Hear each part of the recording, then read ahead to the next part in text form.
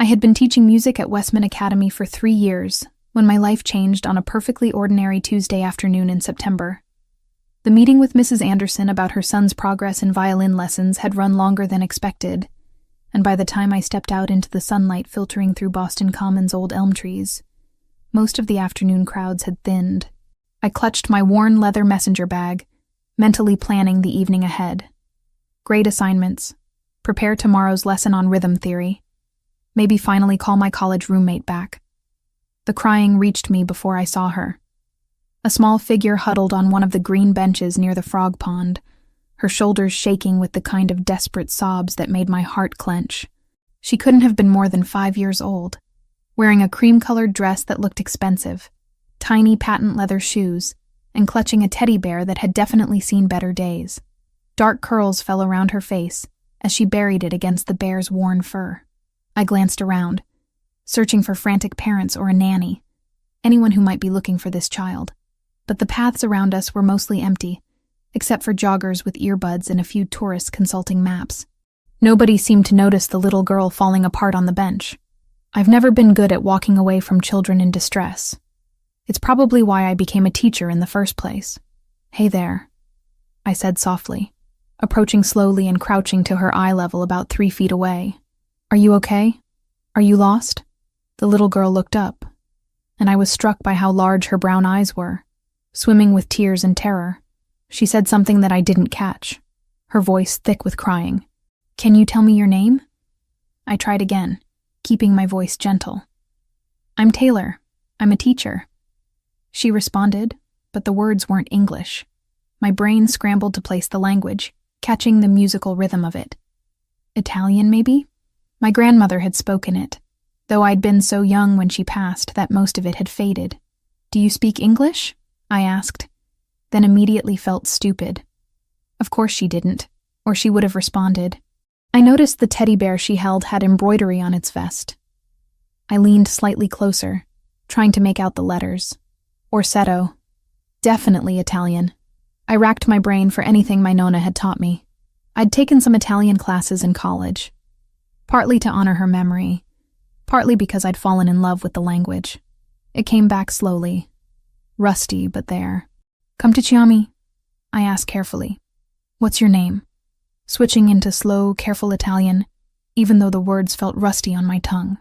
Her eyes widened slightly, a flash of hope breaking through the fear. "Chiara," she whispered. "Chiara," I repeated, offering a small smile. "That's a beautiful name. My name is Taylor." Mi chiamo Taylor." She stared at me, still crying but not quite as hard.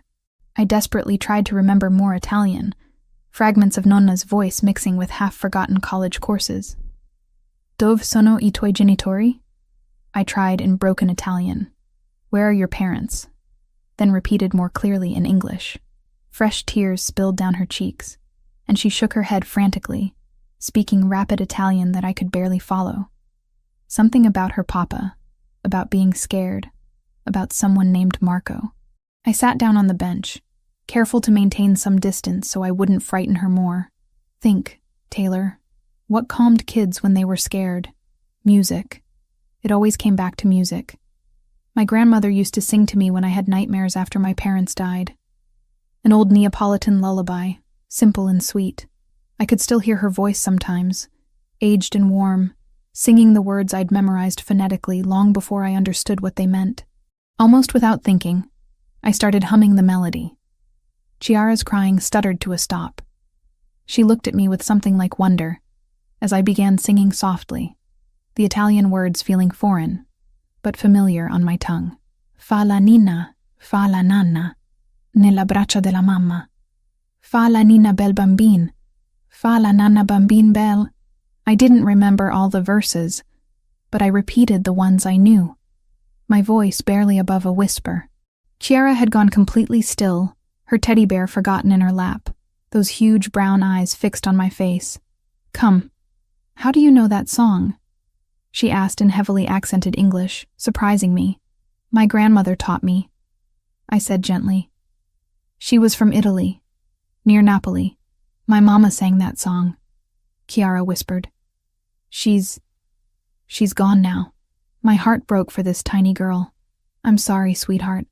That must be very hard. Before either of us could say more, I heard shouting. 3 men in dark clothes appeared on the path, running toward us. They looked professional, almost military in their bearing, and my first instinct was to pull Kiara behind me, but she gasped in relief. Marco! Marco! The first man reached us, dropping to one knee and immediately switching to Italian as he checked Kiara over, his hands gentle but thorough as he examined her for injuries. I caught enough to understand he was asking if she was hurt, if anyone had bothered her. Sto bene, Kiara assured him. She's okay. She pointed at me, launching into rapid Italian. The man, Marco apparently, looked at me with sharp assessment. You found her. Thank you, he said in English, though his accent was thick. You speak Italian? A little. Not much. She was crying and I just wanted to help. She ran from us, he said, and there was genuine distress in his voice. One moment she was there, the next gone. Mr. Marino will want to thank you. I was about to say that wasn't necessary when I heard a new voice, deep and commanding, cutting through the afternoon air like a blade. Where is she? I turned and felt something in my chest tighten. The man walking toward us was tall and broad-shouldered, wearing a charcoal suit that probably cost more than my car. But it wasn't the expensive clothes that made me stare. It was the way he moved, the way the air around him seemed to bend, the way Marco and his colleagues immediately straightened to attention. Dark hair, strong jaw, and eyes that were currently scanning the park with barely controlled panic. Those eyes found Kiara, and something cracked in his expression. Kiara, he breathed, and suddenly he was crossing the remaining distance in 3 long strides, dropping to his knees and pulling her into his arms. Kiara, my darling, don't ever do that again. Don't ever run from Marco like that. His Italian was too fast for me to follow completely, but I understood the tone. Relief, fear, love, all mixing together as he held his daughter and she clung to his neck. Then Kiara was pulling back, talking excitedly, pointing at me. I caught my name, caught the word for song, canzone, and saw the exact moment the man, Mr. Marino, focused on me. He stood slowly, Kiara still in his arms, and I had to tilt my head back to meet his eyes. They were dark brown, nearly black in the late afternoon sun, and the way he looked at me made me feel exposed. You, he said slowly, his English accented but clear. Sang to my daughter? She was upset, I said, trying not to sound defensive. I was just trying to help. What song? Something about the way he asked made me hesitate. An old lullaby. My grandmother taught me. It's Neapolitan, I think. Sing it, he ordered. It wasn't a request. I opened my mouth to refuse, because who was this man to command me like that? But then I saw Kiara watching me hopefully, and I couldn't say no to her. So I sang. Just one verse, feeling ridiculous standing in Boston Commons singing an Italian lullaby to a strange man in an expensive suit. The color drained from his face. Completely. One moment he was commanding and intimidating. The next he looked like I'd slapped him. How? He said, and his voice had gone rough. How do you know that song? I told you. My grandmother. Where was she from? Exactly where? I blinked at the intensity. A small town outside Naples, Caserta. Why does it matter? He stared at me like I was a ghost. Kiara tugged on his collar, saying something worried, but he didn't look away. That song, he said quietly, was my wife's favorite. She sang it to Kiara every night. She learned it from her grandmother in Caserta. The coincidence was eerie. My grandmother was from there. Grew up there anyway. It's not that small of a region. Probably lots of people know that song. But his expression said he didn't believe in coincidences. Marco said something in Italian, low and urgent, and Mr. Marino nodded once. Your name, he said to me. Taylor Wells. I am Nicholas Marino. This is my daughter, Kiara. He paused, still studying me with that unsettling intensity. I owe you a debt, Miss Wells. You calmed her when no one else could. It was nothing. Really. I'm just glad she's okay. It was not nothing. He reached into his jacket, pulled out a card and handed it to me.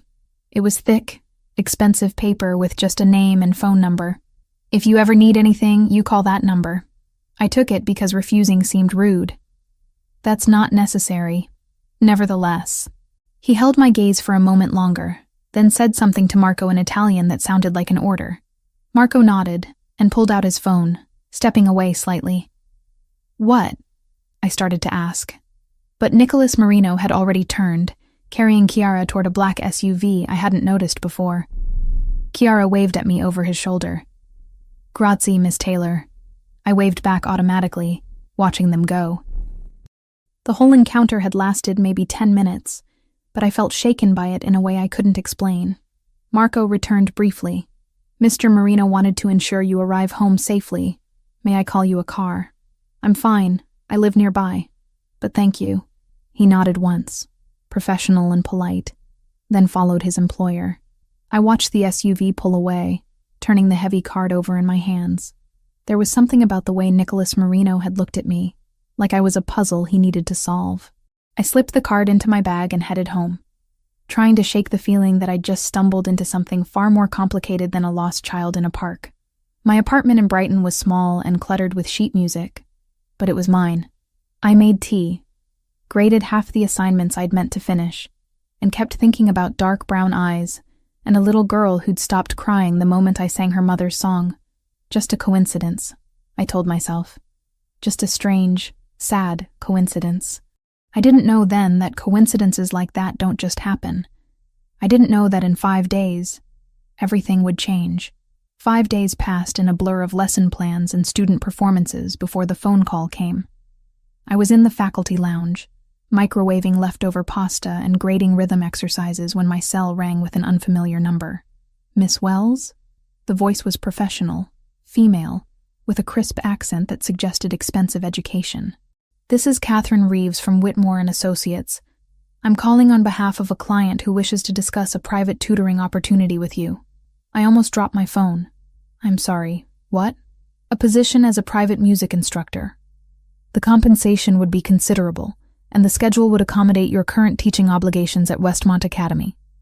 Would you be available for an interview? Who's the client?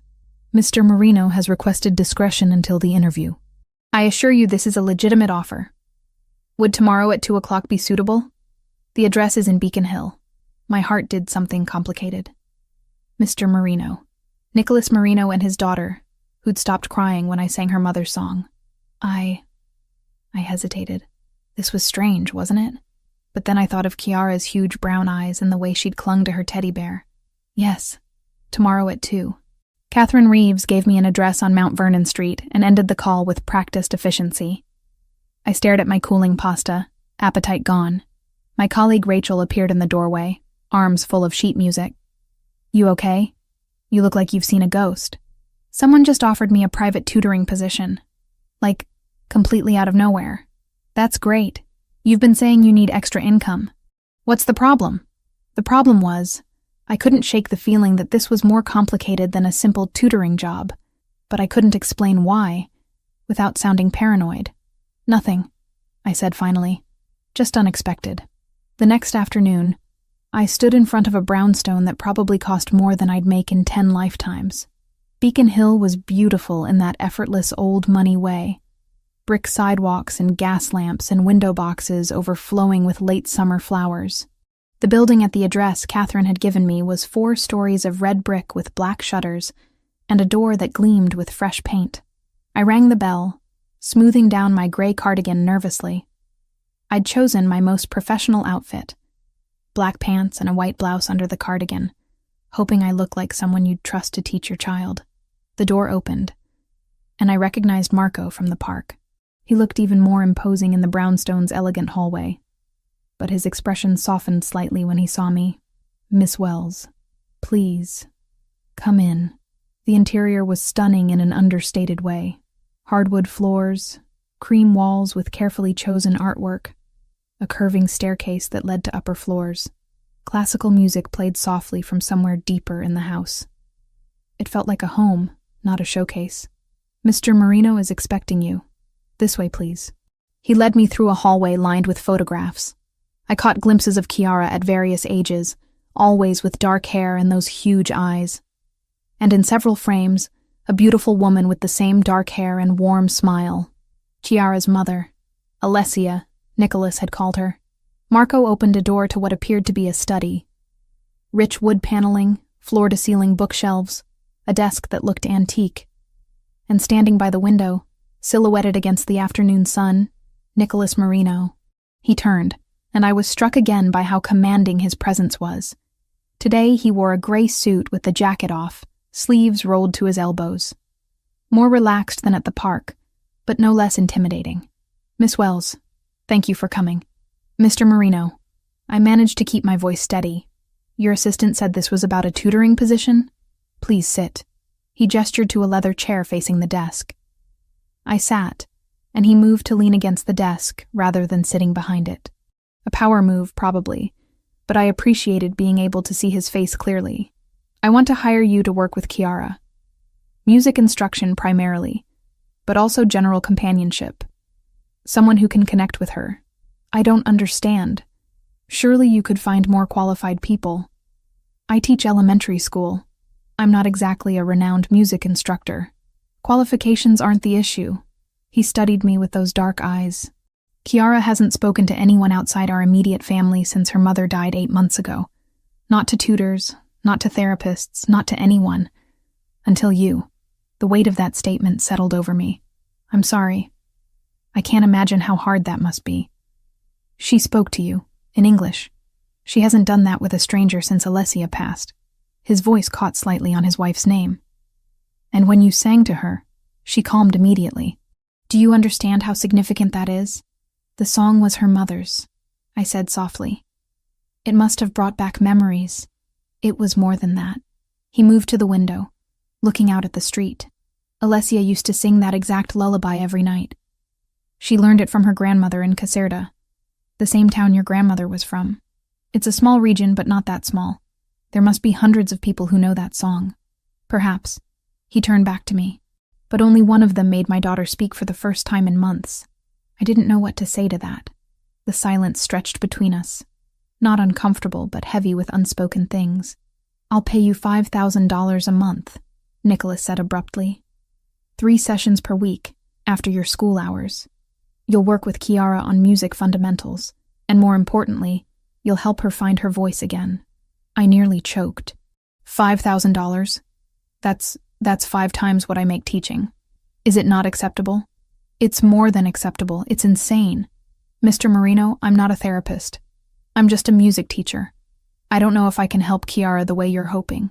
You already have helped her, more than anyone else has managed." He crossed back to the desk, pulled a folder from a drawer, and slid it toward me. "Contract terms. Read it over. Take your time." I opened the folder with shaking hands. The contract was straightforward, almost painfully so. 3 2-hour sessions per week, payment schedule, confidentiality agreement. That last part made me pause. "Confidentiality? My family requires privacy, Miss Wells. I'm sure you understand." I thought about the way Marco and the other security had moved in the park. Military precision and barely concealed weapons. I thought about this house, this neighborhood, the way Nicholas carried himself like someone used to being obeyed without question. "What exactly is it you do, Mr. Marino? For work, I mean." "I manage various business interests, import, export, real estate, family enterprises." It was a non-answer, but delivered with such casual confidence that I almost let it go. Almost. "And you need your daughter's music teacher to sign a confidentiality agreement because—" His expression shifted, something like respect flickering in his eyes. "Because my business dealings sometimes attract unwanted attention, and anyone who enters my home becomes part of our circle, whether they intend to or not. I protect what's mine, Miss Wells, including the people who care for my daughter." It should have sounded threatening. Instead, it sounded like a promise. "Can I meet Chiara before I decide?" "Of course." He moved to the door, spoke briefly to Marco, then returned. "She's finishing her lunch. She'll be down shortly." We waited in silence that felt less awkward now. I found myself studying the room more closely. Books in Italian and English. A photograph on the desk of Nicholas and Alessia on their wedding day. Both young and radiant. "How long were you married?" The question escaped before I could stop it. 7 years. We met in Rome when I was there for business. She was playing violin in a cafe near the Spanish Steps. A small smile touched his mouth. She said Americans had no appreciation for real music. I spent 3 hours proving her wrong. She sounds wonderful. She was. He looked at me directly. Kiara is all I have left of her. And for 8 months I've watched my daughter disappear into silence because I can't fix this. I can't bring her mother back. But maybe I can bring back the music her mother loved. Maybe that's enough. Before I could respond, the door opened and Kiara appeared. She wore a yellow dress today, her dark curls pulled back with a ribbon. And when she saw me, her entire face lit up. "Miss Taylor." She ran across the room, stopped just short of me, suddenly shy. "Hi, Kiara. It's good to see you again. Papa said you might come. Are you going to teach me music? Like Mama?" My heart squeezed. "Would you like me to?" She nodded vigorously, then glanced at her father. "Can she, Papa? Please?" Nicholas looked at me with an expression I couldn't quite read. "That's up to Miss Wells. She hasn't decided yet." Kiara turned those huge brown eyes on me, and I knew I was lost. How could I say no to this child who'd been through so much? "I'd like to, if that's okay with you," I said to Kiara, "but you have to promise to practice between our lessons." I promise everything." She was bouncing slightly on her toes. "Can we start today?" "Kiara." Nicholas's voice was gentle but firm. "Miss Wells needs time to review the contract and think about it. This is a big decision for her. But she already said yes. She said she'd like to." I laughed despite myself. "How about this? I'll look over the contract tonight, and if everything looks good, I'll come back tomorrow and we can have our first lesson. Does that work?" Kiara looked like she wanted to argue, but Nicholas nodded. "That's fair. Thank you, Miss Wells. Please, call me Taylor." "Taylor," he repeated, and somehow my name sounded different when he said it. Marco appeared to escort me out. As I stood to leave, Kiara grabbed my hand. "You'll really come back? Promise?" "I promise, sweetheart." She released me reluctantly, and I followed Marco back through the elegant hallway to the front door. He handed me a card with his number. "If you have questions about the household or schedule, call me. Mr. Marino values punctuality and discretion." "I understand." I walked back down Mount Vernon Street toward the T station, the contract folder tucked under my arm, my mind spinning. $5,000 a month. A little girl who desperately needed help. A man who looked at me like I held answers to questions he hadn't asked yet. This was either the best opportunity I'd ever had or the biggest mistake I was about to make. I couldn't tell which. That night, I read the contract 3 times, called my college roommate who worked as a paralegal, and tried to talk myself into seeing red flags. But the contract was straightforward. The money was real, and when I closed my eyes, I saw Kiara's hopeful face. I called Catherine Reeves the next morning and accepted the position. 3 hours later, I was standing in the Marino Brownstone's music room, looking at a beautiful piano and trying not to feel overwhelmed by what I'd just agreed to. 7 weeks into working with Kiara, I arrived for our Tuesday evening session to find the brownstone transformed. Men I didn't recognize stood at strategic points along Mount Vernon Street, and when Marco opened the door, his usual composed expression had tightened into something harder. "Miss Wells," he greeted me, but his attention kept flickering past me to the street. "Please come in quickly." The hallway felt different. More guards, positioned near doorways, speaking in low Italian that cut off when I passed. The classical music that usually played softly through hidden speakers was absent, leaving the house wrapped in tense silence. "Is everything all right?" I asked Marco as he led me toward the music room. "Mr. Marino will speak with you shortly. Please wait here." He left before I could ask more questions. I stood in the middle of the music room, my bag still over my shoulder, wondering if I should leave. Through the closed door, I could hear voices. Nicholas speaking rapidly in Italian, his tone sharp and commanding in a way I'd never heard before.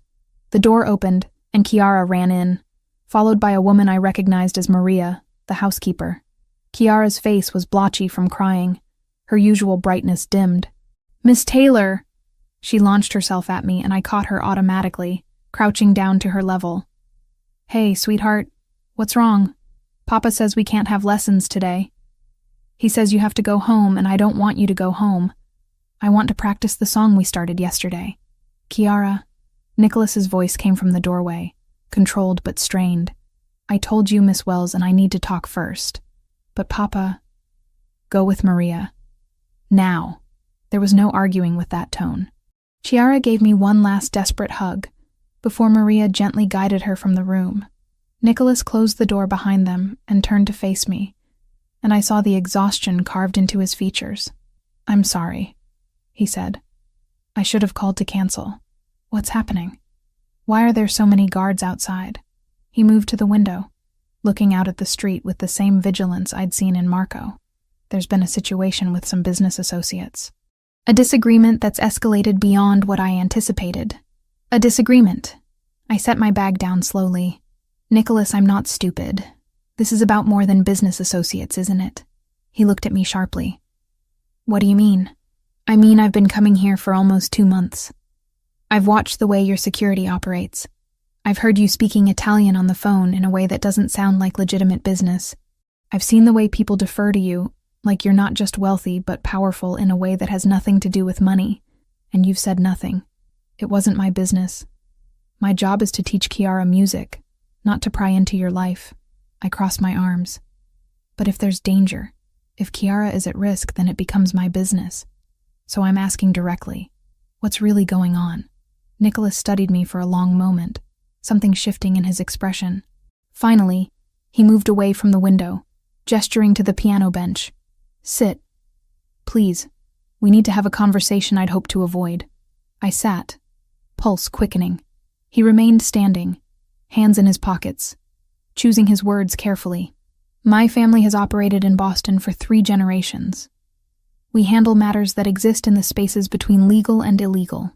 Protection for businesses, resolution of disputes that can't go through official channels, import and export of goods that require discretion. Do you understand what I'm telling you? You run a criminal organization." The words came out steadier than I felt.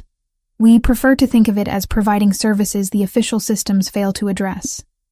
But yes, by legal definition, what I do is not entirely lawful." He watched my face carefully. "Does this change things for you?" I thought about Chiara's progress over the past weeks, how she'd gone from silent to singing simple melodies. I thought about the little girl who'd cried in the park, and the father who'd held her like she was his entire world. "That depends," I said slowly. "Are you a danger to Chiara?" "To me? Never to Chiara. She is everything." His voice dropped. "And I would cut off my own hand before harming you. But I can't control what others might do to get to me. That's why the security. That's why the confidentiality agreement you signed. The situation today? Rivals. Russians specifically.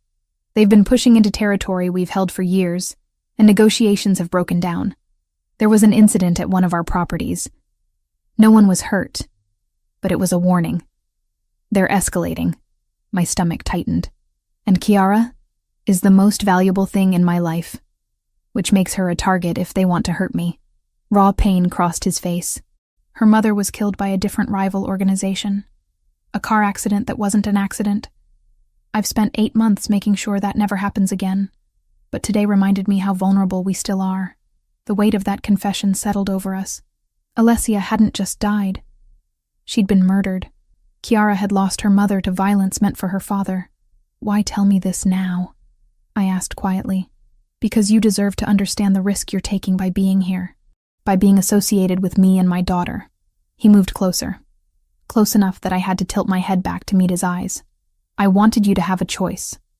A real choice, not one based on ignorance. If you walk away now, I'll understand. I'll pay out your contract. You'll never hear from us again. And if I stay, then you accept that being in our lives means being under my protection. It means security will watch you even outside this house. It means you'll sometimes see things or hear things that you'll need to forget. It means your safety becomes my responsibility. That sounds like a threat. It's a promise. I protect what's mine, Taylor." He said my name like something precious. "But only if you choose this. I won't force you." I stood, needing to be on more equal footing. "What about Chiara? What happens to her if I leave?" "She'll be devastated. But she'll survive. She survived worse. That decided it, really. I thought of that little girl, who'd finally started speaking again, who'd smiled yesterday when she'd sung the chorus correctly for the first time. I thought of how she'd run to me today, needing comfort. "I'm not leaving," I said. "Kiara needs me, and I don't abandon people who need me just because things get complicated." Nicholas's expression shifted, relief and something deeper flashing across his features. "You understand this isn't a game? These people, they won't hesitate to use you if they see you as leverage. Then don't let them see me as leverage. You said you protect what's yours, so protect me if it comes to that. But I'm staying." He stepped closer, close enough that I could feel the heat of him. "You're either incredibly brave or incredibly foolish. Maybe both." I managed a small smile, but I made a promise to Kiara, and I keep my promises. Even knowing what I am, what I do, I thought about it, really thought about it. He was a criminal by any legal definition. He probably had blood on his hands, probably made decisions I'd never be comfortable knowing about. But he was also a father who loved his daughter desperately, who'd hired me because I'd made her smile, who looked at me like I was something rare and valuable. I don't know what you are, Nicholas. I don't think I want to know all of it, but I know you love Kiara. I know you've kept me safe since the day we met. And I know that scared little girl upstairs needs music lessons more than I need moral certainty. I held his gaze. So yes, even knowing what I know, I'm staying. He searched my face for a long moment, then nodded slowly. "Then we have terms to discuss. If you're staying, we do this properly. No more walking alone at night. Marco or another guard will drive you to and from school. You'll have a phone that connects directly to my security team. And you tell me immediately if anyone approaches you, asks about me, shows unusual interest. That's a lot of restrictions. That's the price of staying safe." His expression softened slightly. "I won't cage you, Taylor. But I won't watch another person I care about get hurt because I was careless." Another person I care about. The words hung between us, unexamined, but significant. "Okay," I said finally. "I can accept those terms. But I have conditions too. Kiara comes first. Always. If being around me puts her at greater risk, I walk away, no matter what you say. And you're honest with me about the danger. I can't make good decisions without information." Agreed. We stood there in the music room, classical instruments on the walls, late afternoon sun slanting through the windows, making a deal that felt far more binding than any contract. "Can I see Kiara?" I asked. I don't want her thinking I abandoned her. Relief crossed his face. "She's been asking for you since Maria took her upstairs." He led me up to the second floor, to a room I hadn't seen before. Kiara's bedroom was perfect for a 5-year-old, soft yellows and creams, shelves full of books, a corner devoted to toys she rarely played with. She sat on her bed, tears drying on her cheeks, clutching the teddy bear from the park. "Miss Taylor!" She scrambled off the bed. "You didn't leave." I caught her in a hug. "Of course not. I told you I was staying, remember? But Papa said it might not be safe and you might not want to come anymore. And I was scared you wouldn't come back like... Her voice broke, like her mother. The unspoken words cut through me. "I'm not going anywhere, sweetheart. We're still going to have our lessons. And you're still going to practice. And we're going to keep working on music together. Okay?" She nodded against my shoulder. Nicholas stood in the doorway, watching us with an expression I couldn't quite read. "Maybe not tonight's lesson, though," I said gently to Kiara. "It's been a hard day, but tomorrow we'll have a longer session to make up for it. Promise?" I promise. When I finally left that evening, Marco drove me home in the black SUV I'd only seen from a distance. The ride was quiet, but before I got out, he turned to look at me. "Mr. Marino doesn't care about many people, Miss Wells. But he cares about you and Kiara.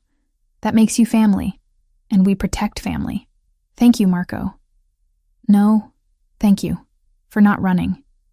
Most people would have. As I climbed the stairs to my apartment, I thought about how my life had shifted without me quite noticing. 7 weeks ago, I was just a music teacher. Now I was tangled up with a mob boss and his daughter, accepting security details and learning to live with danger. Rachel would think I was insane. Hell, I thought I was insane. But when I closed my eyes, I saw Kiara's hopeful face, and Nicholas's quiet desperation, and I knew I'd made the right choice. Complicated, dangerous, probably foolish, but right. November arrived with the kind of cold that made Boston feel smaller, everyone hunched into coats and hurrying between buildings. I'd been working with Kiara for nearly 3 months when she brought up the winter recital during one of our Tuesday sessions. Miss Taylor, my friend Sophie, she goes to music school and they have a big show at Christmas where everyone plays instruments and parents come and there's cookies after. She was carefully pressing piano keys, practicing scales, but her attention was clearly elsewhere. Do you think I could do something like that? My hand stilled over the sheet music I'd been organizing. You want to perform? In front of people? Just a little bit. Just one song, maybe. She looked up at me with those enormous brown eyes. Mama used to play violin at shows. Papa has videos. She looked so happy. The comparison to Alessia twisted something in my chest. That's a beautiful idea, sweetheart. But we'd have to ask your father. He'll say no. The resignation in her voice was heartbreaking. He always says no about going places. She wasn't wrong. Nicholas had turned down every invitation that involved Kiara leaving the brownstone, or its immediately secured perimeter. Birthday parties, school visits, even the music store when we needed new sheet music. Marco went instead, following my detailed list. But I thought about Kiara's progress, how far she'd come from the silent child in the park. She deserved to share her music with the world. Let me talk to him, I said. No promises, but I'll try. That evening, Nicholas arrived home while I was packing up my materials. He looked tired, jacket off and tie loosened, but he smiled when he saw Kiara showing me her drawing of a piano. How was the lesson? Good. She's ready to move to more complex pieces. I hesitated. Can I talk to you for a minute? Alone? His expression shifted to concern, but he nodded. Kiara, go help Maria with dinner preparations, please. Once she'd skipped out, he turned to me. What's wrong? Nothing's wrong. I just wanted to discuss something Kiara brought up today. I explained about the recital, watching his face close down before I'd even finished. Nicholas, before you say no, the answer is no. You know why. I do. But I also know Kiara needs this. She needs to experience performing, to feel what her mother felt. Music isn't just about playing in empty rooms.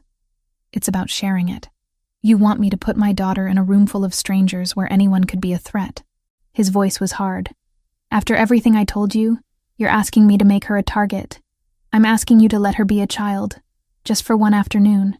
The price of that afternoon could be her life. We stared at each other across the music room, tension thick between us. Finally, I tried a different approach. What if we made it completely secure? Your venue, your security, your rules. Not a public recital at some random school. Something private, controlled. Taylor? Just hear me out. What if we did a small performance here, in the brownstone? Invite a handful of people, all thoroughly vetted. Set it up exactly how you need it to be safe, but let Kiara have the experience of playing for an audience. Let her share what she's learned. He was quiet for a long moment, fingers drumming against his thigh. I could see him calculating risks, weighing possibilities. Who would attend? Family, maybe? People you trust. I could invite my colleague Rachel. She's been asking to meet Kiara. Keep it intimate, no more than 20 people. 20 is too many. 15, 10, however many you're comfortable with. I moved closer. Nicholas, she's 5 years old and she spent 8 months locked away from the world because you're terrified of losing her the way you lost Alicia. I understand that fear, but you can't keep her in a bubble forever. I can try. But there was less conviction in his voice now. Please, let me give her this. He looked at me, really looked at me, and something in his expression made my breath catch. You care about her, genuinely. Of course I do. She's an incredible kid. And you're not afraid of what being involved with us means? I'm terrified. But I'm staying anyway. I held his gaze. So let me do my job. Let me help Kiara grow, even if it scares you. Finally, he nodded slowly. Small gathering. Here. Guest list approved by me personally. Marco and his team positioned throughout. And if I sense anything wrong, Anything at all, it ends immediately. Deal. Relief flooded through me. Thank you. Don't thank me yet. You're the one who has to plan it. A hint of humor crept into his voice. And deal with Kiara's excitement when she finds out. When I told Kiara the next day, she quite literally jumped up and down, her usual composure forgotten in pure childhood joy. Really? Really, really? Papa said yes? He said yes. But it's going to be small. Just close family and a couple of my friends. And you have to practice extra hard to be ready. I'll practice every day. Twice a day. Miss Taylor, thank you. Thank you, thank you. She threw her arms around me and I hugged her back, looking over her head to see Nicholas watching from the doorway. The next few weeks blurred into intensive preparation. Kiara practiced with a dedication I'd never seen in a child her age. We chose a simple piece, an Italian folk song I'd taught her that would showcase her voice more than complex piano skills. Nicholas threw himself into planning with the same intensity he probably brought to his business dealings. Every guest was vetted thoroughly. Marco and I had 3 separate meetings about security positioning. The Brownstones' music room was transformed into a miniature concert hall, chairs arranged in careful rows, lighting adjusted for optimal acoustics. The day of the recital, I arrived 3 hours early to find the house already humming with activity. Staff I'd never seen before moved through rooms, Maria directed food preparation, and Marco coordinated his team through an earpiece. I found Kiara in her bedroom, wearing a deep red velvet dress that Maria had helped her pick out. She was vibrating with nervous energy. What if I forget the words? What if I play the wrong notes? What if... Hey, I knelt in front of her, taking her small hands. Do you remember what I told you about performing? That the music lives in my heart, not just my fingers. Exactly. And if you make a mistake, you just keep going. The audience won't know it was wrong unless you stop. But what if Papa is disappointed? I smiled. Your father could never be disappointed in you. You know what he told me?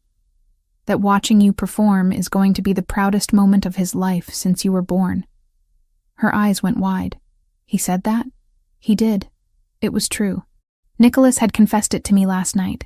His voice rough with emotion we'd both pretended not to notice. The guests began arriving at 2 o'clock. I recognized Nicholas's sister, Lucia, who pulled me into a hug that surprised me. So you're the miracle worker I've heard about. Taylor, yes? I'm so glad to finally meet you. Likewise. Nicholas has mentioned you. She laughed. I'm sure he has. Probably complaining about my interference. Her expression turned serious. Thank you for what you've done for Kiara and for my brother. Before I could ask what she meant, Rachel appeared, eyes wide as she took in the elegant brownstone. Taylor Mitchell Wells, you have been holding out on me. This house is insane. It's not mine, I said quickly. This is my student's home. Your student's father is clearly doing well for himself. She lowered her voice. Is he single? Please tell me there's a tragic but romantic backstory. Rachel, I'm just saying, if you're not interested, can we not do this right now? But Nicholas chose that moment to appear, greeting guests with the easy authority of a man used to command. He looked devastating in a tailored navy suit, and I saw Rachel's eyes go wide. That's him? That's the father? She hissed in my ear. Taylor. Girl, why did you not mention he looks like that? Because it's not relevant to teaching his daughter music. It's relevant to my social life. Introduce me. I reluctantly made introductions. Nicholas was polite but distant with Rachel, his attention constantly flicking to the doorway where Kiara would enter, to Marco's position by the windows, to every detail that might pose a threat. By the time everyone was seated, about 12 people filled the small space. Nicholas sat in the front row, Lucia beside him. I stood near the piano, ready to accompany Kiara if she needed support. Maria dimmed the lights slightly.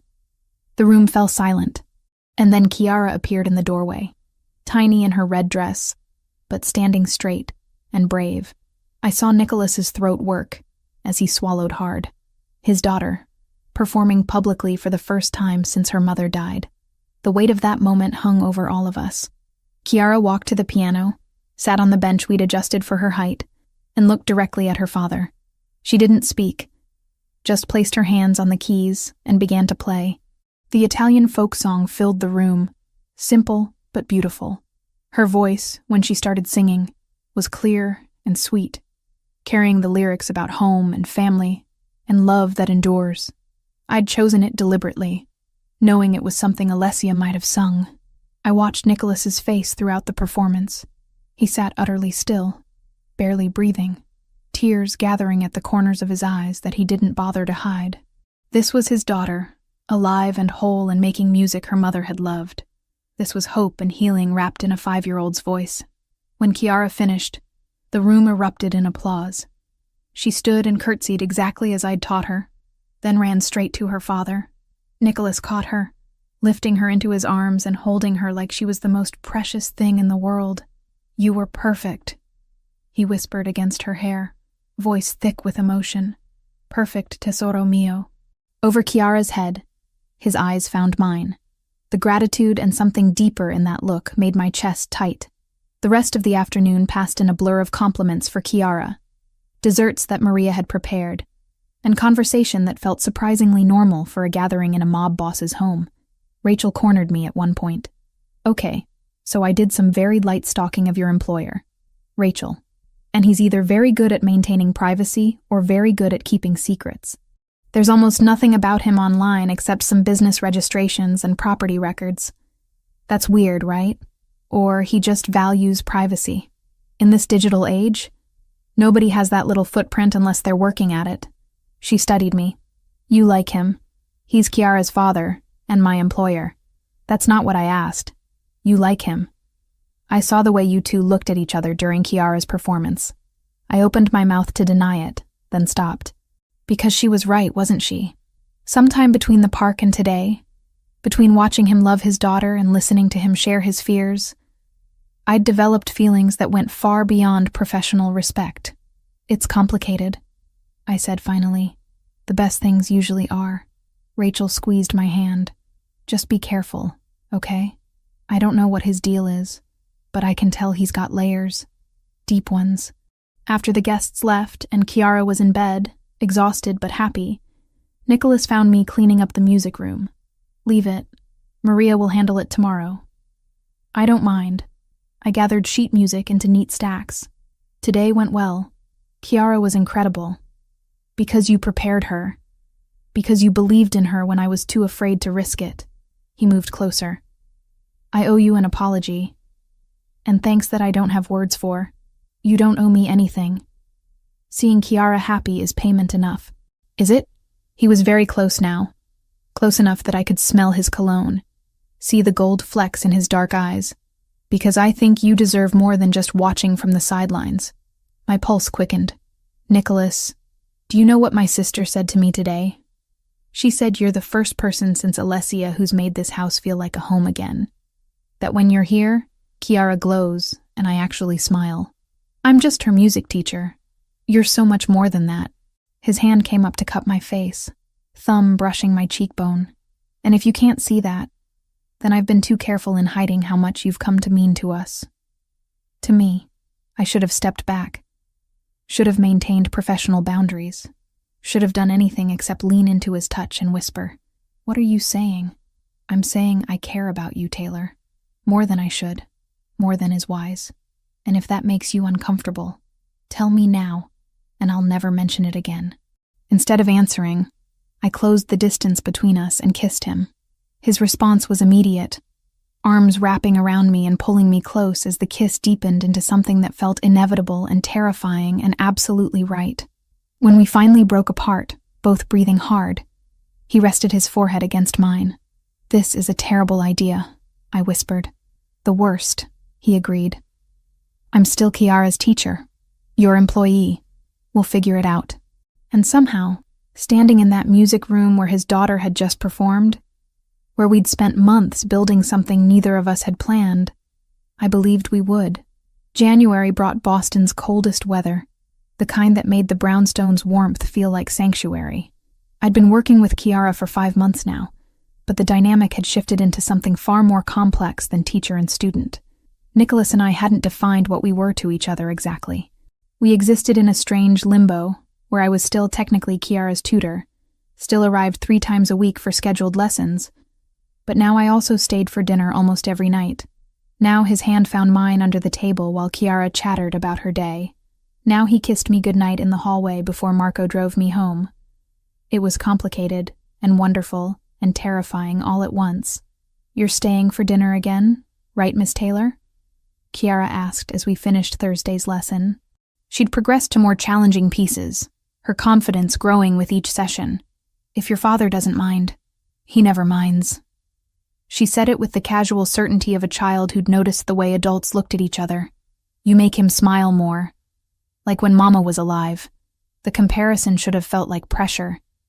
But coming from Kiara, it was simply an observation, stated without malice or expectation. "Your Mama must have been very special." "She was. But you're special too, just different." Kiara tilted her head, studying me.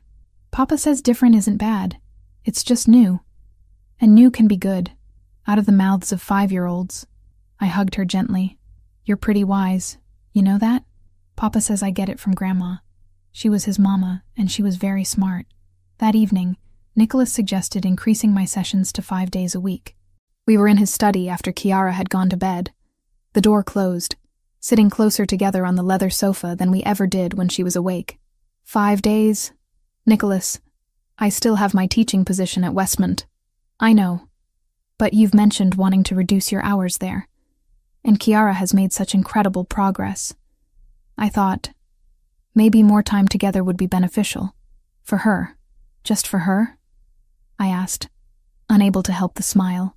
His own mouth curved. Perhaps I have selfish motivations as well. Such as? Instead of answering, he pulled me closer, kissing me with the kind of focus that made my thoughts scatter. We'd been careful about physical affection, both aware of the complicated situation. He was still technically my employer. I was still his daughter's teacher, and neither of us wanted to rush into something that might implode spectacularly. But moments like this made careful restraint feel impossible. When we finally broke apart, he kept his arms around me. "I want you here more, not just for lessons, but for mornings and afternoons and evenings. I want Kiara to have you in her life consistently. I want you in my life consistently. That's a lot of want." "I'm aware. Tell me if it's too much." I thought about my cramped apartment in Brighton, about rushing between jobs, about the loneliness I'd grown so accustomed to I'd stopped noticing it. Then I thought about this house, about Kiara's laughter, about Nicholas looking at me like I was something precious. What would that look like practically? I asked. "You'd work with Kiara 5 afternoons a week. Mornings you could still teach at Westmont if you want, or use the time for yourself. Dinner here most nights. We'd be together. Officially. People will talk. Your associates. The families you work with. Having your daughter's teacher as your girlfriend isn't exactly conventional. I don't care what people think." He traced patterns on my shoulder. "But I care what you think. What you're comfortable with." What I was comfortable with had expanded dramatically in the past months. 6 months ago, I would never have imagined dating someone whose business dealings existed in legal gray zones. Now I found myself more concerned with whether I could make this relationship work than with the ethics of how Nicholas made his money. "I want to try," I said finally. "The increased schedule, the official relationship, all of it. But we tell Kiara carefully. I don't want her thinking I'm trying to replace her mother. You could never replace Alessia, but you're carving out your own place in our lives, and that's exactly what I want Kiara to understand." We told her the following week, sitting together in the music room where so much of our connection had developed. "Kiara, we need to talk to you about something," Nicholas started, and I saw her eyes go wide with the kind of panic kids get when adults announce family meetings. "Did I do something wrong?" "No, sweetheart, nothing like that." I took her hand. "We just wanted you to know that your papa and I, we care about each other, as more than just teacher and father, and we wanted to make sure you're okay with that." She looked between us, processing. "Like how you care about me. Similar but different," Nicholas said. "The way I cared about your mama. That kind of caring." "Oh." She was quiet for a moment. "So Miss Taylor would be around more? Like, maybe for breakfast and not just lessons? Would that be okay with you?" I asked. To my surprise, She launched herself at me, hugging tight. Yes, I already pretend sometimes that you're my extra person, like how Sophie at music class has a mama and a stepmom. Not that you'd be my stepmom because Papa hasn't married you, but maybe like a special friend who's here lots. I looked at Nicholas over her head, saw him watching us with such tenderness it made my chest tight. A special friend who's here lots sounds perfect, I managed. The transition was smoother than I'd expected. I reduced my hours at Westmont to mornings only, which my principal accepted with surprising grace. Rachel had theories about why I was suddenly so invested in private tutoring, but I deflected with practiced ease. My new schedule meant arriving at the brownstone by noon, working with Kiara from 2 to 4, then staying through dinner and evening. Some nights I stayed later, sitting with Nicholas in his study while he handled business calls in Italian, content to grade papers or read while he worked. It was domestic in a way I'd never experienced. Comfortable. Right. The first crack in our carefully constructed world came on a Tuesday in late February. I was helping Kiara practice scales when Marco appeared in the doorway, his expression urgent. Mr. Marino needs to see you. Both of you. Now. Something in his tone made my stomach drop. I took Kiara's hand and we followed him to Nicholas's study, where I found him standing by the window, phone in hand, jaw tight with barely contained anger. What's wrong? I asked. He looked at Kiara, then at me, clearly weighing how much to say. There's been a development. The Russians we dealt with before, they've made contact again. They know about you, Taylor. About your involvement with us. Ice flooded my veins. How? Someone talked. One of the guests from Kiara's recital, probably. Word spreads in our circles. He moved closer. They're using you as leverage, suggesting that if I don't agree to their territorial demands, you might become a target. Oh, God. You're safe, he said immediately, hands gripping my shoulders. I have security on you always. They won't get near you. But I need you to understand the situation has escalated. Kiara tugged on my hand. What does that mean? Is Miss Taylor in trouble? No, Tesoro. Nicholas knelt to her level. Miss Taylor is perfectly safe. Papa just needs to make sure some bad people stay away from our family. You remember what we talked about? About how sometimes Papa has to handle difficult situations? She nodded solemnly. And you always keep us safe. Always. He looked up at me. Can we talk? Privately? After Maria took Kiara to the kitchen for a snack, Nicholas pulled me into his arms. I should have anticipated this. Should have kept you more separate, more protected. You can't predict everything. I can try. His voice was rough. Taylor, I need to ask you something, and I need you to think carefully before answering. My heart pounded. Okay. Would you consider staying here, in the brownstone? Not just for visits, but actually living here. It would be safer, easier to protect you. I have guest suites, you'd have your own space, but you'd be within secured perimeters. It was a massive ask. Moving in together after only months of dating, and not even for romantic reasons, but for security concerns. That's a big step. I know. And if you say no, I'll respect it. But I'd sleep better knowing you were here, knowing my security could watch you properly. His eyes searched mine. This isn't about control or possession. It's about not losing someone else I care about. The vulnerability in that confession decided me. Let me think about it. Not because I don't want to, but because I need to process what it means. For my job, my independence, my life. Of course. Take all the time you need. That night, Marco drove me home, and I found myself really looking at my apartment for the first time in weeks. It was small and shabby, filled with secondhand furniture and evidence of a life lived on a budget. I'd been happy here once, but now it just felt lonely. I called Rachel. I need advice, and I need you not to judge me. This should be good. Hit me. I explained everything.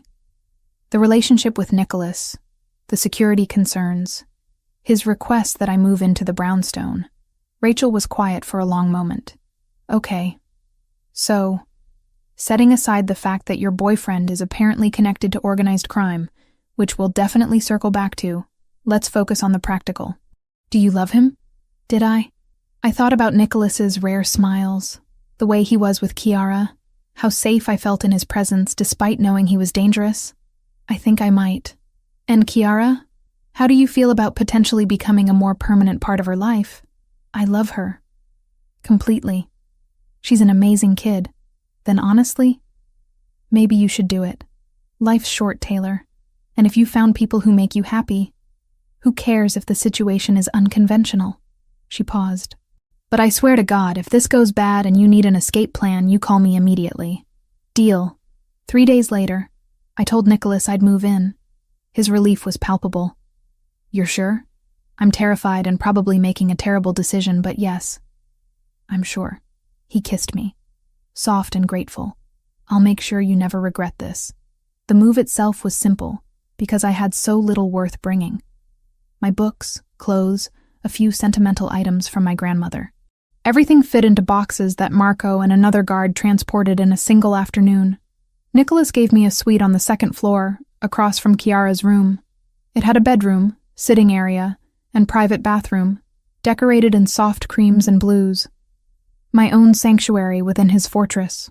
If you want to change anything, redecorate, anything at all, just tell Maria, he said as I unpacked. I want you to feel at home here. It's perfect. And it was. More space than my entire apartment, furnished with care, positioned close to Kiara but offering privacy. That first night, after Kiara was asleep, Nicholas knocked softly on my door. Can I come in? I opened it to find him holding 2 glasses of wine. We sat on the small sofa, close together, and he raised his glass. To new beginnings. To figuring this out as we go, I countered. We clinked glasses and drank, and when he kissed me goodnight at my door, it felt different, more permanent, like we were building something that might actually last. The next morning, Kiara found me making coffee in the kitchen and squealed with delight. You're here for breakfast. This is the best day ever. And watching her joy, feeling Nicholas's arm wrap around my waist from behind, I thought maybe Rachel was right. Maybe unconventional didn't mean wrong. Maybe this strange, complicated family we were building was exactly what all 3 of us needed. March brought the kind of weather that couldn't decide between winter and spring. Boston caught in limbo between seasons. I'd been living at the brownstone for 6 weeks, and while the arrangement worked better than I'd dared hope, the threat that had prompted my move remained unresolved.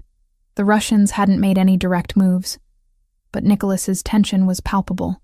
He spent longer hours in his study, conversations in rapid Italian bleeding through closed doors. Marco and the security team maintained constant vigilance, their presence a reminder that our carefully constructed peace was fragile. I was working with Kiara on a new piece when Marco appeared in the doorway, expression more urgent than usual. Miss Wells, Mr. Marino needs to see you immediately. Maria will stay with Kiara. The seriousness in his tone made my stomach clench. Is he okay? He's fine. But it's important. I found Nicholas in his study, phone in one hand, other hand raking through his hair in visible frustration. When he saw me, he ended the call abruptly. Close the door. I did, pulse racing. What happened? The situation with the Yamaguchi family has escalated. They've made it clear they're not backing down from their territorial demands, and they've started moving on businesses under my protection. He moved to the window, jaw tight. There's going to be a confrontation. Soon, and I need to ensure you and Kiara are completely secure when it happens. How bad is it? Bad enough that I'm considering options I'd hoped to avoid. He turned to face me. I need you to stay here, in the brownstone, until this is resolved. No going to Westmont, no leaving for any reason. Full lockdown. The request shouldn't have surprised me, but hearing it stated so bluntly made the danger feel immediate. For how long? I don't know. Days? Maybe a week. However long it takes to reach an understanding with them. Nicholas, I can't just disappear from my job without explanation. I've already spoken to your principal. Told him you have a family emergency and need temporary leave. It's handled. His expression was apologetic but firm. I know this isn't what you signed up for. I know it's controlling and unfair and a dozen other things. But I can't risk you or Kiara. Not when things are this volatile. I wanted to argue, to assert my independence, but the fear in his eyes stopped me. This wasn't about control. It was about a man terrified of losing the people he loved. "Okay," I said quietly. "I'll stay. But you have to promise me something. Anything. You keep yourself safe too. Kiara needs her father. And I need you to come back to us." He crossed to me in 3 strides, pulling me against him. "I promise. This is business, not war. We'll negotiate, find common ground. I've done this before." "Have you?" "Successfully?" "Most of the time." The honesty in his admission was somehow reassuring. He wasn't pretending there was no risk, just being realistic about the odds. That night, after Kiara was asleep, Nicholas came to my suite. We'd maintained separate bedrooms, partly for Kiara's sake, partly because neither of us wanted to rush the physical aspects of our relationship. But tonight felt different. "Can I stay?" he asked from the doorway. "Just to sleep. I need to know you're close." I pulled back the covers in answer. He climbed in fully clothed, and I curled against his chest, listening to his heartbeat steady and strong. "Tell me about Alessia," I said quietly. "How did you meet?" He was silent for a moment, then started speaking, voice low in the darkness. "I was in Rome for business, handling some contracts my father had set up before he died. She was playing violin in a small cafe near the Spanish Steps, and the moment I heard her, I couldn't leave. I sat there for 3 hours, ordering coffee after coffee, just listening. His hand traced patterns on my shoulder. She noticed, eventually, came to my table during her break and told me I was making her nervous with all the staring. I smiled against his chest. "What did you say?" "That I was sorry, but her music had made me forget how to be polite." She laughed and sat down, and we talked until the cafe closed. I extended my trip by a week, just to see her every day. "She knew what you were? What your family did?" "Eventually. She didn't care. Or she cared but loved me anyway. Said everyone has darkness. Mine just wore a better suit." His voice roughened. "She made me want to be better. Not leave the business. She understood it was part of me, but be better at balancing it. More careful, more strategic, less reckless." "Yeah, she sounds amazing." She was. And when she died, I thought that part of my life was over. The part where I could be happy, have a home instead of just a house. He tilted my chin up to look at me. "Then you walked into our lives singing her favorite song, and Kiara smiled for the first time in months. And I started thinking maybe there was room for happiness again. Different happiness, but real. I'm not trying to replace her. I know. You couldn't if you tried. But you're carving out your own space in our lives, Taylor. Your own importance. And I'm grateful for it every day." We kissed, slow and sweet, and eventually drifted to sleep tangled together. When I woke in the pre-dawn darkness, he was already gone. But a note on the bedside table read, "Meetings all day. Stay safe. I love you." The words made my breath catch. We hadn't said them before, both cautious about moving too fast. But there they were, written in his neat handwriting, impossible to take back. "I love you too," I thought, pressing the note to my chest. The lockdown lasted 5 days. That felt like 5 weeks. Kiara sensed the tension, becoming clingy and asking repeatedly when she could go back to the park. I filled our time with extended lessons, baking with Maria, board games that made her giggle, normal activities in abnormal circumstances. Nicholas came and went at odd hours, always with Marco or other security, always looking more exhausted. He'd update me briefly, conversations held in low tones after Kiara was asleep. "We're making progress. Yamaguchi has agreed to meet neutral territory, talk through terms." "What kind of terms?" "Territory splits, profit sharing on certain operations, guarantees about non-interference in specific businesses." He rubbed his eyes. "It's delicate. They want concessions I'm not eager to give, but the alternative is actual violence, and I won't risk that. Not with you and Kiara in my life now." On the 6th day, he came home at a reasonable hour for the first time all week, and the tension in his shoulders had eased. "It's done. We reached an agreement." Relief flooded through me. What kind of agreement? The kind where everyone gives up something they'd rather keep, but avoids bloodshed. Yamaguchi gets control of certain operations in Southie that were contentious. I keep primary control of the North End and Beacon Hill. We establish neutral zones where neither organization operates without mutual agreement. He pulled me into his arms. And most importantly, family is explicitly off limits. No targeting loved ones, no using children or partners as leverage. They agreed to that? Once I made it clear that any violation would mean total war, yes. The Yamaguchi patriarch has grandchildren he adores. He understood the terms. So it's really over? This particular conflict, yes. There will be others, there always are. But for now we have peace. He cupped my face. You can go back to your normal life. Well, as normal as life with me gets. That night, Kiara was ecstatic to learn she could return to the park soon, could go places beyond the brownstone's walls. At dinner, she chattered excitedly about everything she wanted to do, and Nicholas watched her with such profound relief that my chest ached. After we put her to bed, he led me back to his study and poured 2 glasses of wine. I need to ask you something, and I need you to think carefully before answering. My pulse quickened. You're scaring me. Don't be scared. Just hear me out. He set down his glass, took both my hands. These past 5 days, watching you take care of Kiara while I dealt with business, coming home to find you both safe, having you in my bed at night, it made me realize something. What? That this arrangement, you living here but maintaining separation, keeping things undefined, it's not what I want anymore. He met my eyes. I want you permanently. Not as Kiara's tutor who happens to be here, not as my girlfriend with her own suite. I want you as my partner, completely integrated into our lives. Nicholas, I'm not asking you to marry me. Not yet, though God knows I'm thinking about it. I'm just asking you to consider making this real. Moving your things into my room. Being with us not out of security necessity, but because it's where you want to be. Being Kiara's, I don't know what to call it. She loves you. And I love you. I want that to be official. The vulnerability in his eyes, the hope mixed with fear of rejection, made my decision easy. Yes. Yes? Yes to all of it. Moving into your room, being part of your family, making this real. I squeezed his hands. I love you too. Both of you. And I stopped thinking of this as temporary weeks ago. The kiss he gave me was desperate and grateful, and full of promise.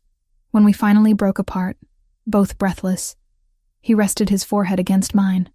I don't deserve you. Probably not, I teased. But you're stuck with me anyway.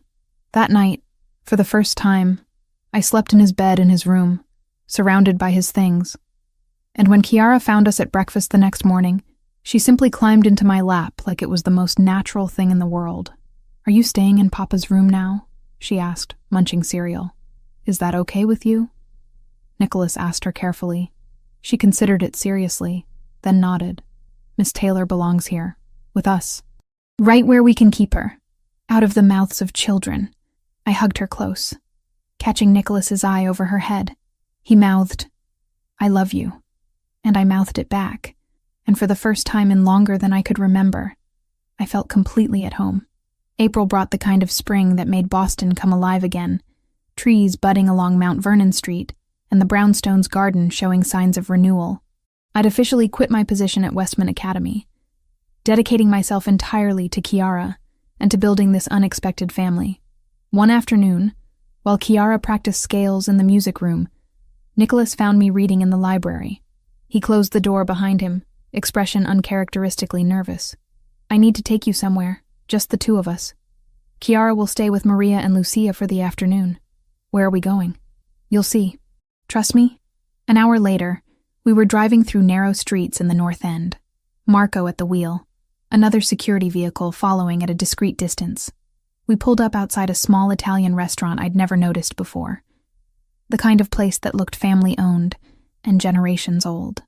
Inside, an elderly man greeted Nicholas with warmth, speaking rapid Italian and embracing him. Nicholas responded in kind, then turned to me. Taylor, this is Salvatore. He was my father's closest friend. Sal, this is Taylor Wells. Salvatore studied me with sharp eyes that missed nothing, then smiled. So this is the woman who has made my godson human again. Come, sit. He led us to a private dining room in the back, away from the few other lunch patrons. The table was already set for 3, wine breathing in a carafe. "Sal insisted on meeting you," Nicholas explained as we sat. He's important to me. Like family." "More than like," Salvatore corrected, pouring wine. "Nicholas has been my nephew in all but blood since his father passed. And when he tells me he's found someone who has brought light back to his life and to little Chiara, I must meet this miracle worker." Over pasta that tasted like someone's grandmother had made it with love, Salvatore told stories about Nicholas's father, about the organization's history, about the delicate balance of power and respect that governed their world. He didn't shy away from the reality of what they did, but he also emphasized the codes they lived by. "We are not monsters," he said, refilling my wine glass. "We are men who operate in the shadows because the light has failed so many. Protection for businesses the police ignore. Justice for families the courts abandon. It is not legal, but it is necessary. I understand that," I said carefully. "Or I'm trying to. She accepts me," Nicholas said quietly. "Knows what I am, what I do, and stays anyway." Salvatore nodded approvingly. "That is love. Real love, not the fairy tale kind. The kind that sees darkness and chooses light anyway." He looked at me directly. "Do you love my nephew, Miss Wells?" "I do." "And you understand that loving him means accepting protection you may not want, danger you didn't choose, complications that will touch every part of your life?" "I understand. And I'm staying anyway." "Good." He raised his glass. "Then you have my blessing. For whatever that's worth to you." After lunch, as we walked back to the car, I asked Nicholas, "Why did you want me to meet him?" "Because he's the closest thing I have to family besides Lucia. And because I'm going to ask you something important, and I wanted his approval first. Old-fashioned, I know. But it matters to me." My pulse quickened. "What are you going to ask me?" Instead of answering, he led me to a small park overlooking the harbor. Spring flowers bloomed in careful beds, and the water sparkled in afternoon sun. We sat on a bench, Marco and the security team maintaining careful distance. "A year ago, almost to the day, you sang to my daughter in Boston Common and changed everything," Nicholas began. "You brought music back into her life. You brought light back into mine. And somewhere along the way, this stopped being about Chiara's therapy and started being about building a family. Nicholas, let me finish." He took my hands, his own trembling slightly. "I know we've only been together a short time. I know the circumstances are complicated and unconventional, but I also know that I love you, more than I thought I could love anyone after Alessia. And I know that Chiara loves you, talks about you like you're already her mother." Tears pricked my eyes. "She does. She asked me last week if I was going to marry you. Said you belong with us forever, not just for now." He pulled a small box from his pocket. "So I'm asking, will you marry me, Taylor? Will you be my wife, Chiara's stepmother, part of this strange family we're building together?" The ring was beautiful, simple elegance with a single diamond that caught the light. But more beautiful was the hope in his eyes, the vulnerability of a powerful man laying his heart bare. "Yes," I whispered. "Yes to all of it." He slipped the ring on my finger, and when we kissed, I heard Marco and the other guards applauding from their positions. Nicholas laughed against my lips, then pulled back to look at the ring on my hand. It was Alessia's. She told me before she died that if I ever found someone else, someone who loved Chiara as much as she did, I should give them this ring, that she wanted it to represent continuity, not replacement. The significance of that made my throat tight. "I'll treasure it." "I know you will." We told Chiara that evening, the 3 of us sitting together in the music room that had become the heart of our family. "So Miss Taylor is going to be my new mama?" Chiara asked, processing the information with 5-year-old directness. "Not instead of your first mama," I clarified quickly. "She'll always be your mama, always be part of you. But I'd like to be here too, if that's okay. Another person who loves you. Like how I have Nona's teddy bear, but also the new stuffed bunny you gave me. Both special, just different. The comparison was so perfectly childlike that I had to smile through tears. Exactly like that. Then yes, I want you to be my family for real. She climbed into my lap. Can I be in the wedding? I want to wear a pretty dress and hold flowers. Nicholas laughed, the sound rich with joy. You can absolutely be in the wedding. The most important person there besides Taylor. The next few weeks passed in a blur of wedding planning. We kept it simple, just immediate family and close friends. Lucia insisted on helping with arrangements, dragging me to boutiques to find the perfect dress. I chose something elegant but understated, ivory silk that felt timeless. Rachel, when I told her about the engagement, shrieked so loud I had to hold the phone away from my ear. You're marrying the mob boss? The hot, rich, dangerous mob boss with the adorable daughter? His name is Nicholas, and yes, this is the most dramatic thing that's ever happened to anyone I know. I'm so proud of you. Also terrified for you, but mostly proud. We set the date for June, a small ceremony in the Brownstones' garden with just 30 guests.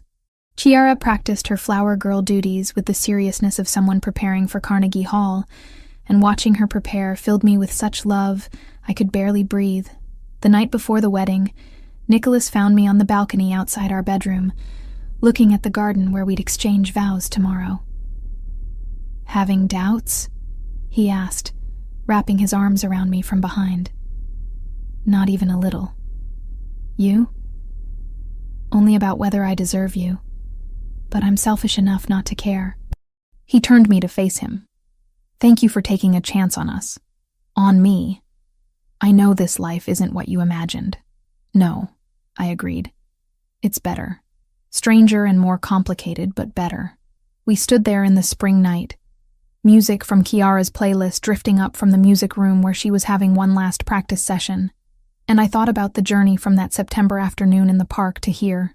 I'd started out as just a music teacher helping a traumatized child. Somewhere along the way, I'd become something more. Partner, mother figure, wife-to-be. The family I'd built with Nicholas and Chiara wasn't conventional, wasn't safe in any traditional sense. But it was ours, and that was more than I'd ever hoped to find. The next morning, as Lucia helped me into my wedding dress, and Chiara danced around in her flower girl outfit, I heard Nicholas's voice downstairs welcoming guests, our strange, complicated family gathering to witness this next chapter. It was perfect. All of it. The music, the people, the life we were choosing together despite the odds. And when I walked down the makeshift aisle in the garden, when I saw Nicholas waiting with Chiara at his side, both looking at me like I was everything they'd hoped for, I knew I'd made the right choice. Not the safe choice, not the conventional choice, but absolutely, unquestionably, the right one. June arrived with warmth that made the Brownstones' garden perfect for the wedding we'd planned. 3 weeks after our wedding, Nicholas suggested a trip, just the three of us, to Italy. A proper honeymoon, delayed so Chiara could come with us. I want to show you both where Alessia came from, he explained, where my own family originated, the places that made us who we are. We flew into Naples in early September, the heat of summer just beginning to fade. Chiara was beside herself with excitement, pressing her face to the airplane window and chattering in a mix of English and Italian that made Nicholas laugh. The first few days were spent in the city itself, eating food that made even Maria's cooking seem pedestrian, visiting museums and churches that left Chiara awestruck. Nicholas took us to the neighborhood where his grandparents had lived before immigrating to Boston, showing us the narrow streets and old buildings with quiet pride. My father used to tell me stories about playing in these alleys, he said, holding Chiara's hand as we walked. About the community, the way everyone looked out for each other. That's what he tried to recreate in Boston. That sense of family loyalty. On our 4th day, we drove to Caserta, the small town where both my grandmother and Alessia's had been born. The coincidence still felt impossible. 2 women from the same region ending up connected through Nicholas and me. We found the church where Alessia's grandmother had been baptized, the market square where my own grandma had played as a child. Nicholas was quiet as we explored, but I could see emotion working through him. That night, after Chiara fell asleep in our hotel room, Nicholas and I stood on the balcony overlooking the town square, warm Italian air wrapping around us. Thank you, he said quietly, for coming here, for letting me share this with you, for honoring Alessia's memory while building our future. She's part of our story, I said simply, part of what brought us together. I'll never forget that. She would have liked you, would have been grateful that Chiara has you. We stood in comfortable silence, watching lights twinkle across the old town. Tomorrow we'd continue to Rome, then Florence, showing Chiara the art and architecture her mother had loved. But tonight was for reflection, for honoring the past while embracing the future. The final night of our trip, in a small hotel in Naples before our morning flight home, Nicholas had arranged something special. A private performance by a local violinist in the hotel's courtyard, playing the same songs Alessia used to perform. Chiara sat between us, entranced by the music, and when the violinist played the lullaby that had started everything, she reached for my hand. "Mama Alessia's song," she whispered, "and yours now too." The blending of past and present, the way Chiara had learned to hold both her mothers in her heart without conflict, made my chest tight with gratitude. When we returned to Boston in mid-September, 1 year almost to the day from that first meeting in the park, I felt like we'd come full circle. The brownstone welcomed us home, Marco greeting us at the door with his usual professional warmth. "Everything was quiet while you were gone," he reported. "Business as usual." December brought Chiara's third annual winter recital, this one significantly larger than the first. She'd progressed so much in the past year, her confidence transforming her into a genuine performer. We held it at a small concert hall Nicholas had connections with, still controlled and secured, but allowing Chiara to experience a real stage. I watched from backstage as she walked out in her emerald green dress, no longer the silent child from the park, but a vibrant 6-year-old ready to share her music with the world. She played a complex piece we'd worked on for months, her small hands moving across the keys with precision that made me absurdly proud. Nicholas sat in the front row, Lucia beside him, both watching with undisguised emotion. When Chiara finished and took her bow, the applause was thunderous. Afterward, as people congratulated her and she glowed with accomplishment, Nicholas pulled me aside. "You did this. You brought her back to life, gave her this gift. We did this. Together. As a family." That word, family, had come to mean something different than I'd ever expected. Not the traditional structure I'd imagined as a child, but something built from loss and hope and music and love, something forged in complexity and strengthened by choice. Driving home that night, Chiara asleep in the back seat, Nicholas reached for my hand. "Happy?" he asked. I thought about everything that had changed in 15 months. The music teacher who'd helped a crying child had become a wife, a mother, part of a world she'd never imagined entering. I'd found family in the most unlikely place, love in circumstances that should have been impossible. "Yes," I said simply, "incredibly happy." And it was true. This strange, complicated, beautiful life we'd built together. It was exactly what I'd needed without knowing I was searching for it. The story that started with a lullaby in a park had evolved into something far greater, a family rebuilt from pieces, stronger for the breaking. A love that grew in shadows, but bloomed into light. A child who learned that losing her mother didn't mean losing the capacity to love and be loved again. As we pulled up to the brownstone, lights glowing warm through the windows, Marco already opening the door to welcome us home, I realized this was what healing looked like. Not forgetting the past, but weaving it into a future that honored both what was lost and what was found. Chiara stirred as Nicholas lifted her from the car, murmuring sleepily about her performance. I followed them inside, this man and child who'd become my everything, and closed the door on the cold December night. Home, family, music, love. It was more than I'd dreamed of that September afternoon when I'd simply wanted to help a lost child. It was everything I hadn't known I was looking for, delivered in the most unexpected package.